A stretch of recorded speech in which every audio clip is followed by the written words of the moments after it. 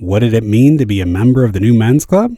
I couldn't give you a definitive answer. That's something we were all still very much in the process of figuring out. All we knew was that most of us had been given poor examples of masculinity growing up, and it was down to us to create new models of what it meant to be true men in the 21st century. Every meeting began the same way. One of the men would stand and recite the rules. Gentlemen, welcome to the new men's club. The first rule of new men's club is, you do not talk about the new men's club. Whatever we discuss here, stays here. The second rule of the new men's club is, you do not talk about the new men's club. I can't stress this enough.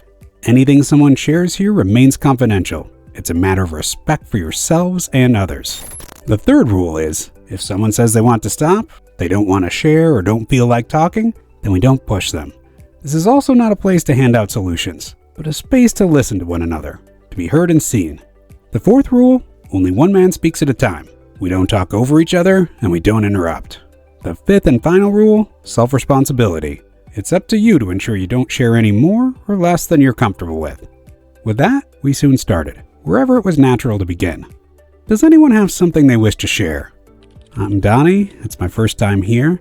I came because, well, I never exactly had many good male role models growing up. The only possibility was my father, but I never really connected with him. We never hung out or talked much. He was always working, or in those rare moments where I could see him, it was like he was never really there. In some ways, he was always absent. I'm not sure if he didn't know how to connect or if he just wasn't really interested. Anyway, I've tried my best to love him in my own way and not to blame him for anything. But as time's gone on, we've never really bridged the gap. If anything, we've only grown more distant. And for the most part, I've tried to just get on with my own life. After all, I have my own family to look after now. The fact is, I don't think I can ignore it any longer.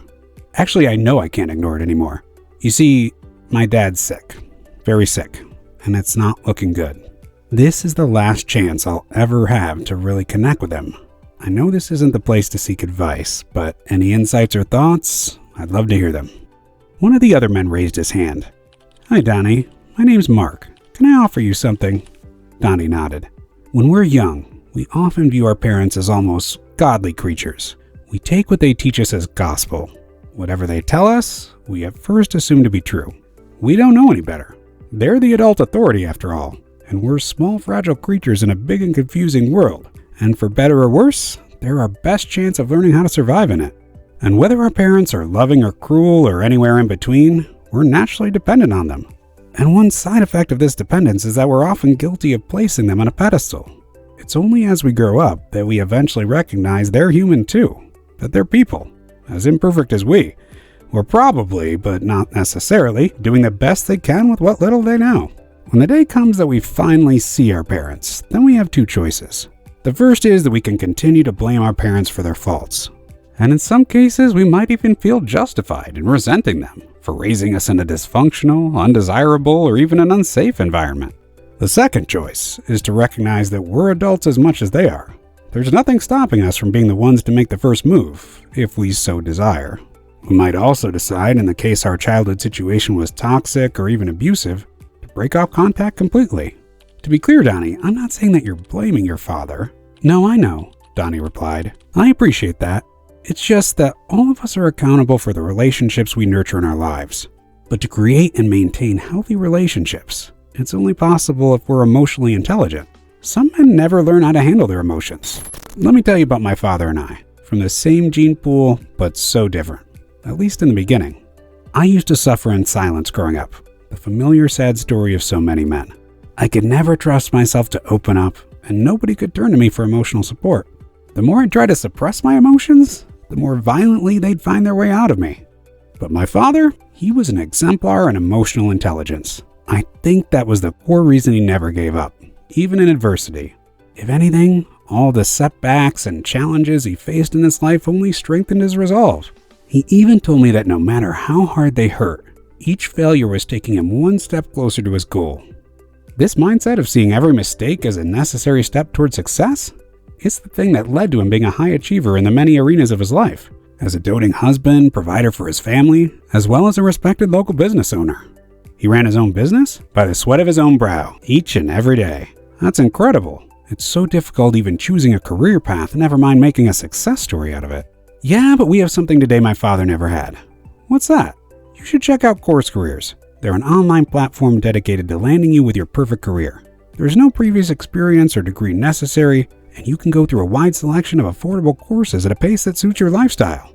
They provide students with insider knowledge of how to create the perfect resumes, how to send in winning applications and nail the interview process, and much more.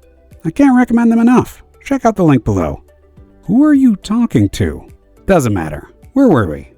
You were talking about your father's emotional intelligence? That's right. Dad was an expert at regulating his emotions. He always maintained his composure under stress, for example, and always took the necessary time to process his emotions before making any significant life decisions. He always told me, work with your emotions, not against them.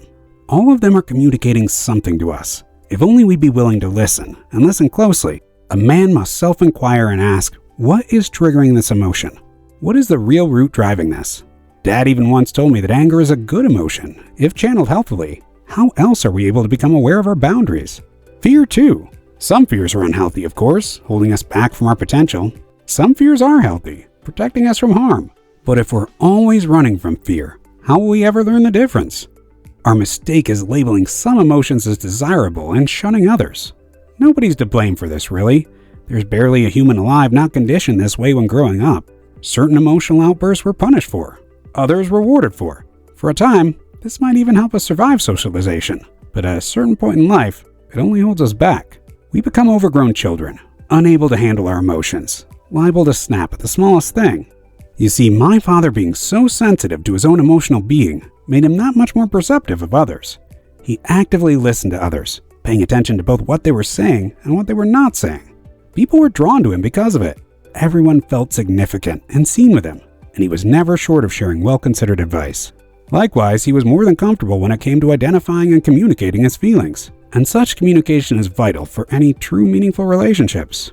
He and my mother, sure, they had disagreements, but they were always transparent with one another and open to one another's feelings and opinions. This is what separates the men from the boys, in my opinion. They can handle disagreement, rejection, and compromise due to the maturity of their emotional intelligence.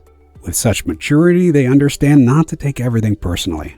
A beautiful consequence of this is the perspective it gives a man. He can clearly see how emotionally driven others are, which in return enables a greater capacity for empathy within him. It took a long time for me to be able to meet my dad for support. You see, Dad was always available for me, but I wasn't ready for a while. I wasn't willing to open up, wasn't even able to. And that's my last point. All healthy relationships are a two-way street. There has to be an exchange of effort and goodwill on both sides. It's harsh, but true. We can be there for someone just as my dad was for me, but ultimately, they're the only one that can do the work on themselves. Nobody else. I'm lucky that my dad was always there, actively listening, patient and empathetic, so that by the time I'd nurtured a more profound emotional intelligence for myself, we were able to finally hold space for one another. I'm glad to hear you were able to in the end, Mark, Donnie said to Mark. If the connection is important enough to you, Donnie, then you can always act. But also be aware, you can only meet him where he's at. Go in with compassion and empathy, but don't hold any expectations. Meet him with acceptance for the human he is in the moment. That's all we can ever do. Thank you, Mark. You're right.